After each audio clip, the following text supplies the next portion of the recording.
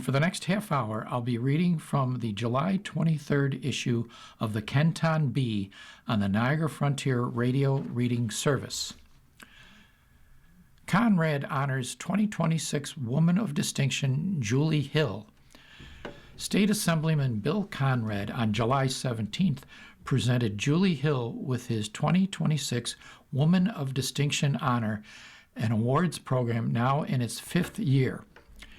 Hill is a 10-year veteran of Mental Health Advocates of Western New York, a nonprofit organization that provides fellowship groups, family and workplace support, retreatment referrals, and more.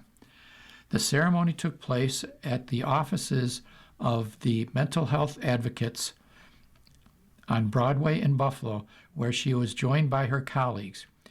Hill serves as a youth peer advocate and using her lived experience with mental health challenges to help children and young adults. Hill was nominated by Nicole Shields, Mental Health Advocates Director of Peer Support. The work she does changes lives. It gives hopes and ensures that youth know that they are not alone in their struggles.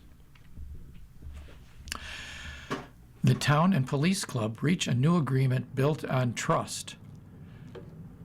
Tonawanda Police Department and the Town of Tonawanda Police Club have reached a new 4-year collective bargaining agreement covering January 1st, 2026 through December 31st of 2029.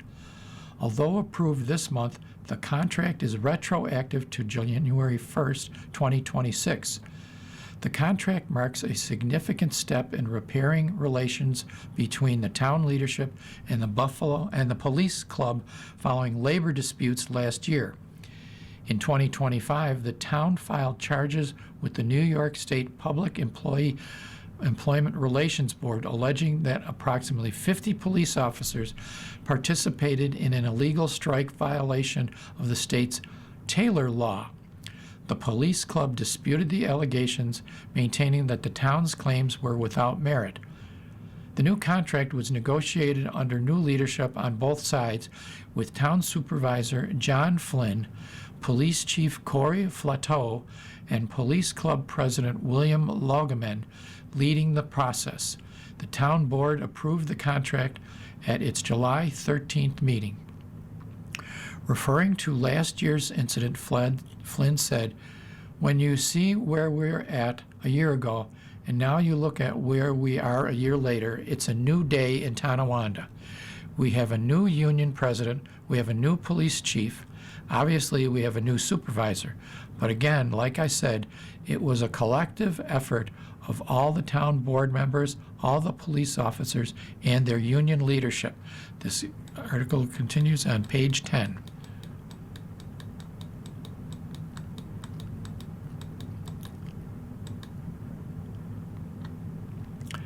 The new leadership to get this done so quickly without any major issues.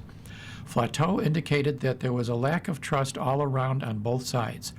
"I am happy that we have trust back in our department and with the town board and the union. Having new people at the table has been a good refresh for everybody." Flynn attributed the tensions that arose in the past to lack of trust between officers, town leadership, and those involved in the negotiations.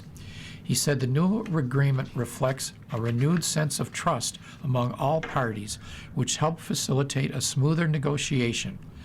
When you go into these contract negotiations, normally it takes like months and months, if not years, to do. And a lot of times they result in arbitration where they fight it out in court, Flynn said.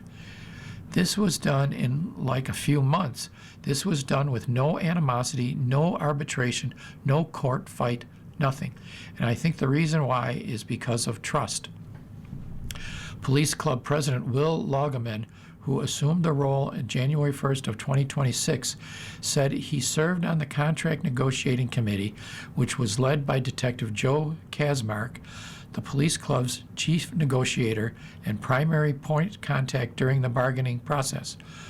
Logeman noted that the previous collective bargaining agreement expired at the end of December 2025. The negotiations for the new contract started in April of 2025. We had several meetings with the negotiating committee and HR personnel. We discussed our proposal and theirs. I'm very pleased to see how quickly we came to a common ground. Flateau said he is ecstatic about the new agreement, describing it as the third contract negotiation he's been involved in. This one went quickly, Flateau said. There was much more communication than I've seen in the past. We have learned from our mistakes and see how important communication is. The contract includes a 4% salary increase in the first and fourth years and an annual 3.75 salary increase in the second and third years. It also modifies health insurance benefits for future hires, reduces those benefits compared with the current plan.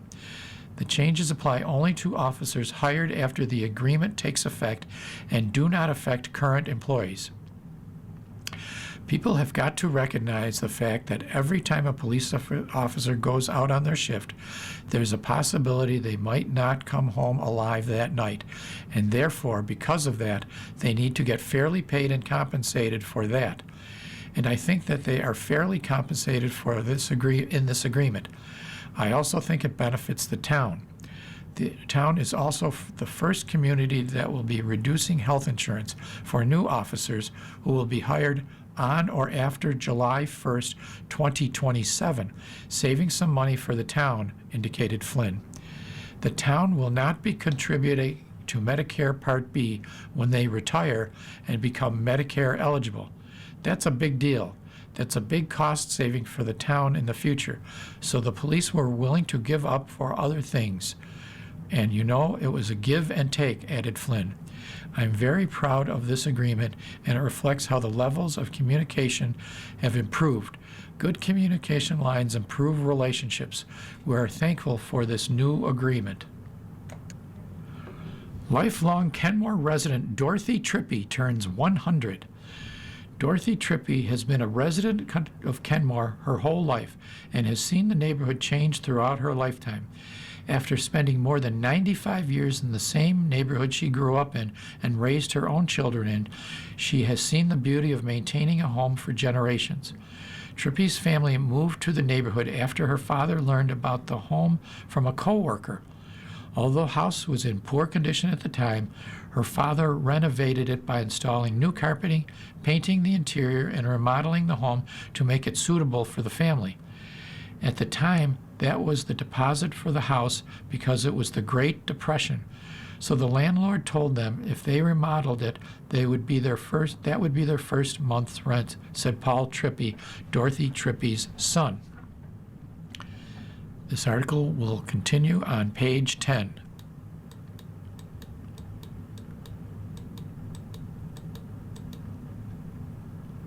Dorothy recalls when her family first moved into the neighborhood, they were a very tight-knit community, and she recalls how everyone would sit on their porches and the kids would be playing in the street.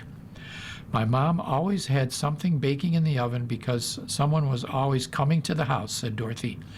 She also recalls how the neighborhood was so small at that time, all of her neighbors knew and spoke to each other. It's not like how it was. Now we don't even know some of our neighbors' names, said Dorothy.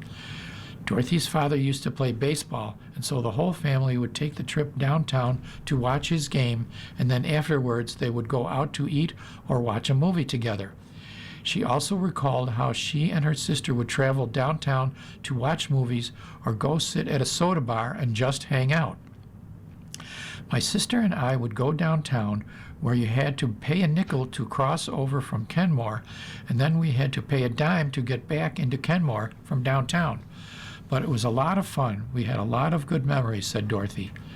Dorothy's uncle was the first chief of the village police in Kenmore. She remembers her uncle always showing up to their house, and there was always some sort of first responder vehicle outside their home. Her uncle was also involved in lighting the street lamps before they were automated. My mom always told me stories about how her uncle was involved in lighting the kerosene lamps in the village. For a brief period of time after Dorothy got married, she was living on Elmwood Avenue in an apartment above a barber shop.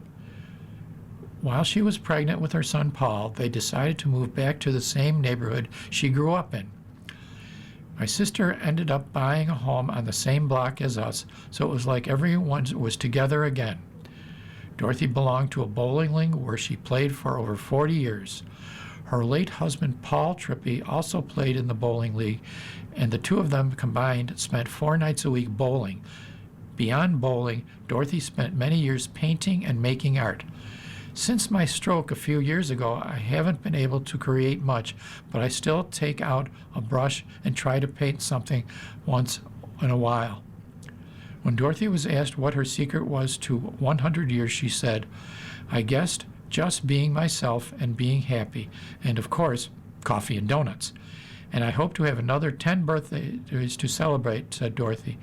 Dorothy turned 100 years old on July 13th. Hochul launches statewide 1-year moratorium on data centers.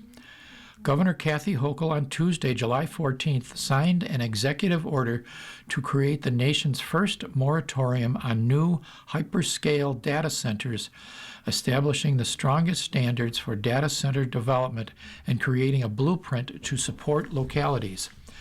The governor is temporarily pausing state environmental permits for up to 1 year in order to build a nation-leading regulatory framework that protects ratepayers, the environment, the energy grid, and communities across the state.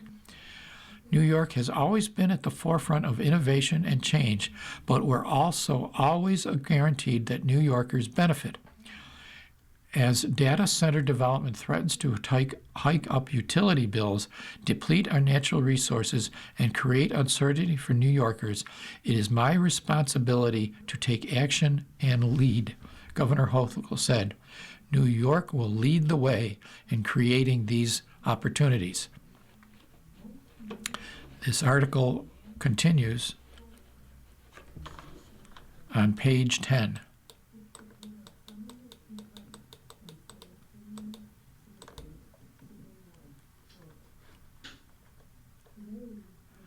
The strongest standards in the nation for data centers will be ensuring that when companies succeed in New York, because New Yorkers succeed too. New York State is experiencing an unprecedented growth in demand for data center development driven by artificial intelligence and other computing operations. The increase in demand has led to proposals across the state for the construction and operation of data centers that could require massive amounts of energy and water to run and cool thousands of computer servers. Earlier this year, the governor directed the Department of Public Services to begin the Energize New York proceeding, which will require data centers to either pay more for their energy or supply their own, allowing the state to keep energy more affordable for New Yorkers. As part of that proceeding, the governor is now directing DPS to develop a generic environmental impact statement for data centers to ensure new data centers coming online are being held to consistent standards.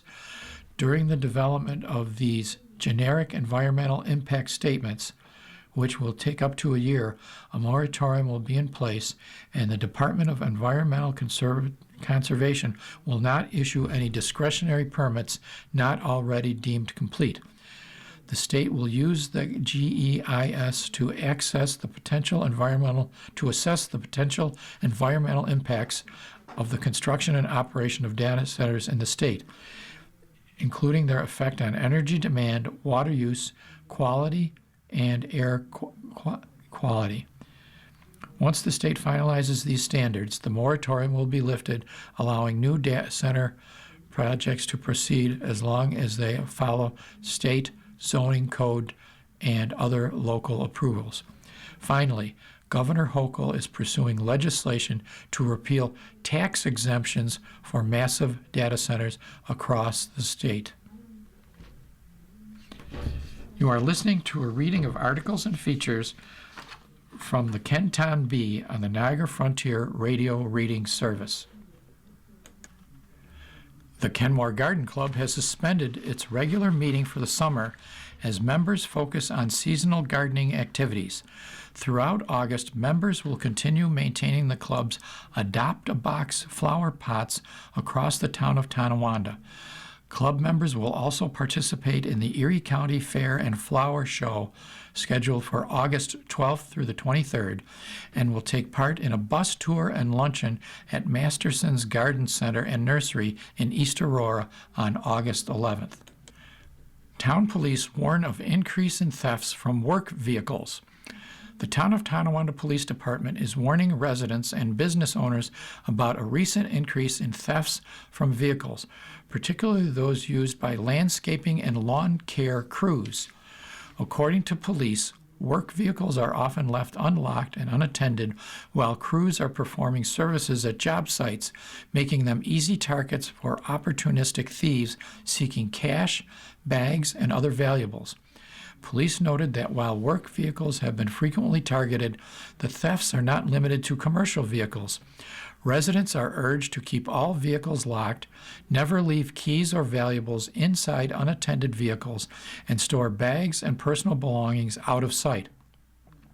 Anyone who observes suspicious activity has information related to the thefts is asked to contact the Town of Tonawanda Police Department at 716-879-6614 or the department's confidential tip line at 716-879-6606.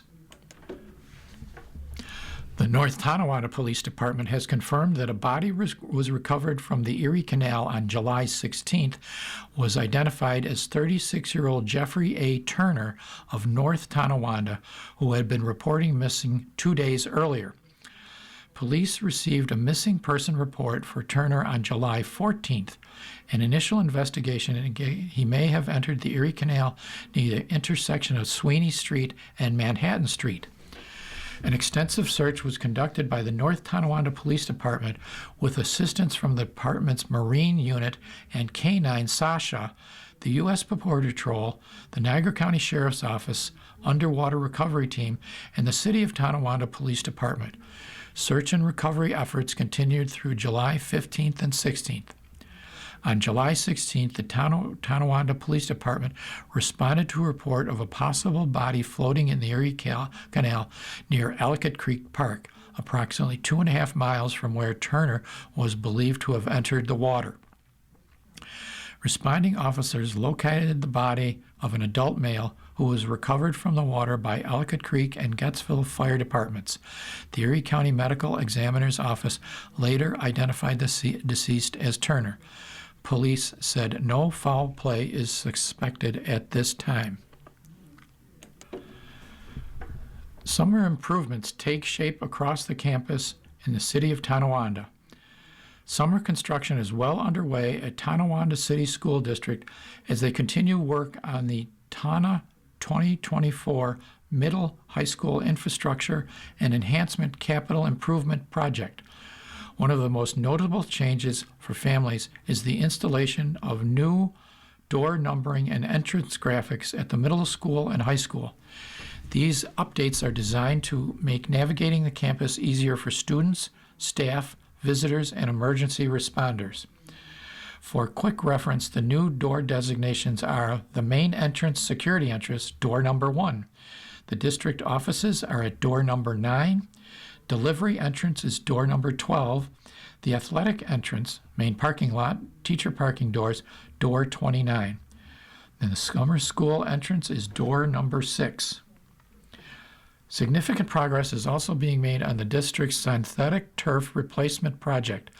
The existing turf surface is now removed, and over the coming weeks, the turf pad will be inspected and any worn sections will be replaced. New goalposts will be installed, and the field's overall levelness will be evaluated and adjusted as needed before the new turf is put in place. Visitors to campus may also notice temporary construction walls in several hallways and open ceilings in portions of the middle school. These areas are part of ongoing building improvements occurring through the summer months. Work has also begun on upgrades to the auditorium stage, rigging system, another important investment that will support future student performances and events. These projects represent the district's continuing commitment to maintaining safe, modern, and welcoming facilities for students and staff. State Assemblyman Bill Conrad on July 7th met with Lisa Book, head of Western New York Trendy Trikes, a chapter of National AMBUCS, whose mission is to provide adaptive tricycles to area children with disabilities. Book learned through mutual friends of Conrad's work locally to promote kids' bike safety and asked to chat with him about her organization and its potential for expansion. The pair met in Conrad's district office in the city of Tonawanda. Jewish Family Services to host a fundraiser. Jewish Family Services of Western New York will host its inaugural Mahjong and Mimosas fundraiser from 10:30 a.m. to 2 p.m. Sunday, August 2nd in Williamsville.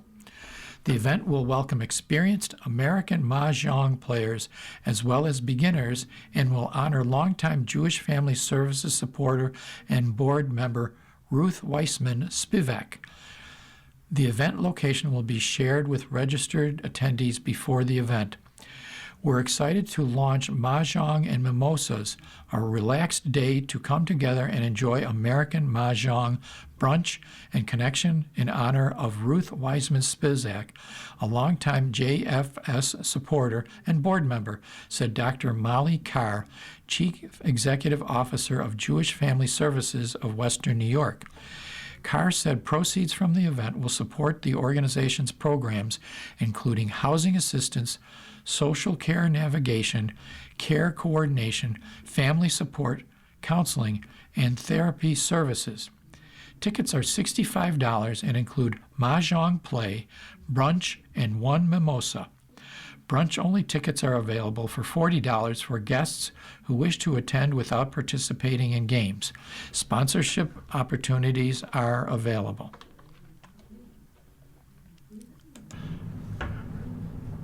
Retired lawyer turned author writes a legal thriller. After serving as a trial lawyer for over 40 years, Alan Wishnoff retired only to become the author of a legal thriller, Hollow Trial.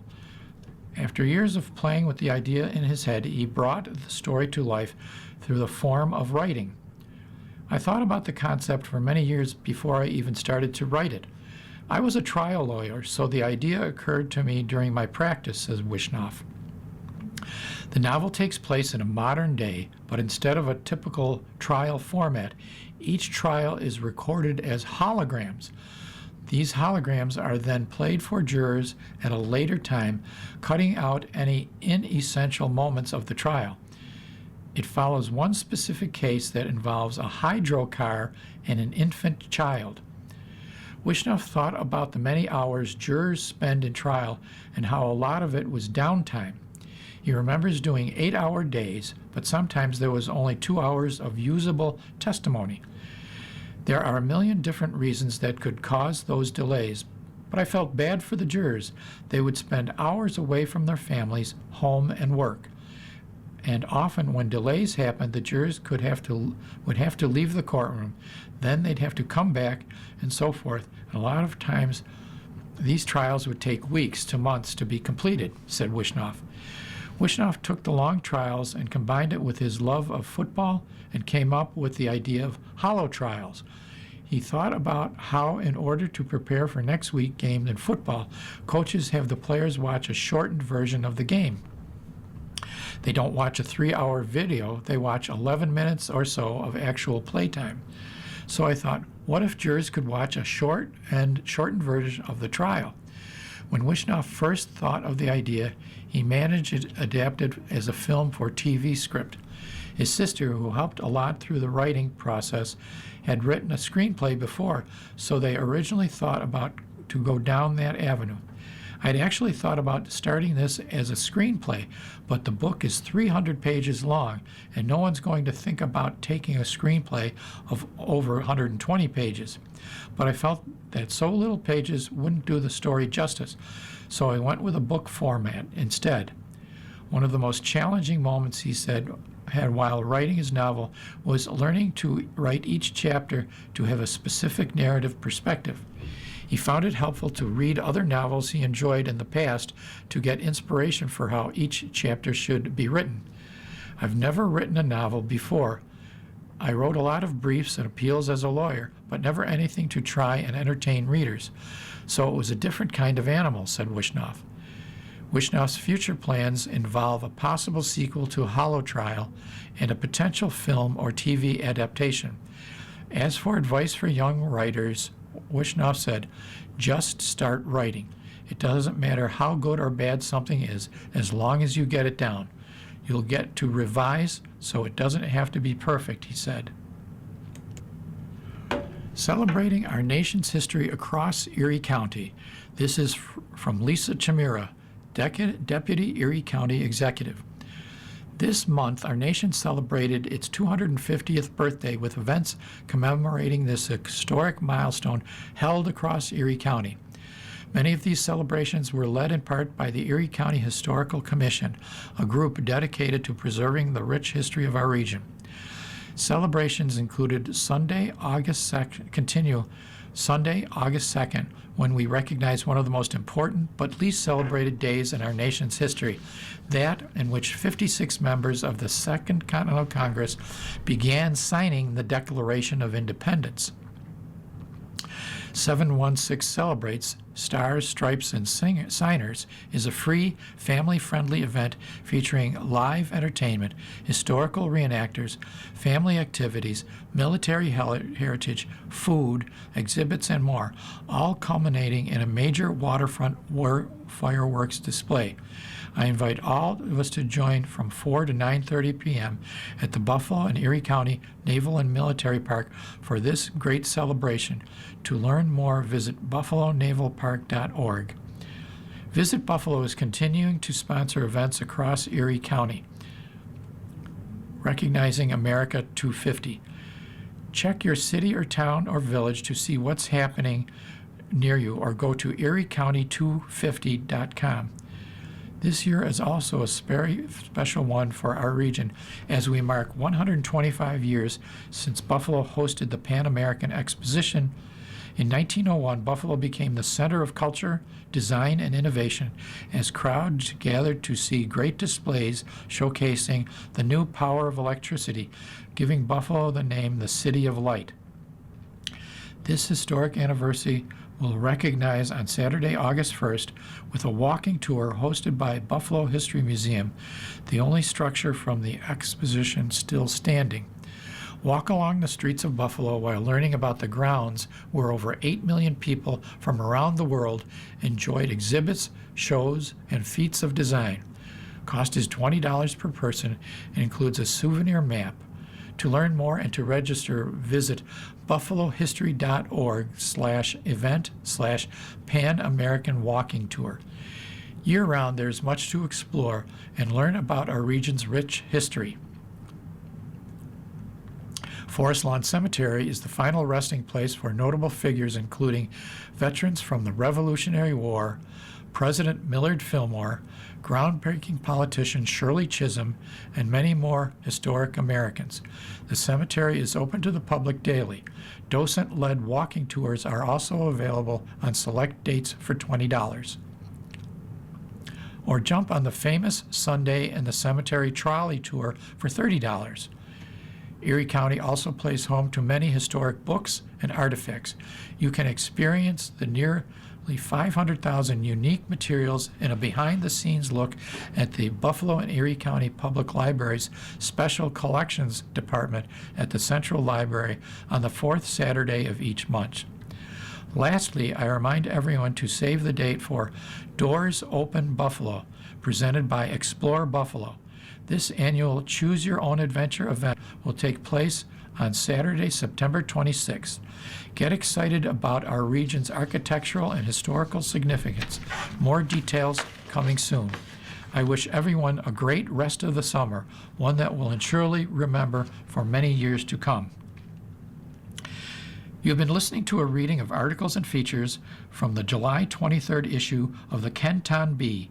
We read from the Kenton Bee every Sunday at 8:30 a.m. Your reader has been Dave. Thank you for listening.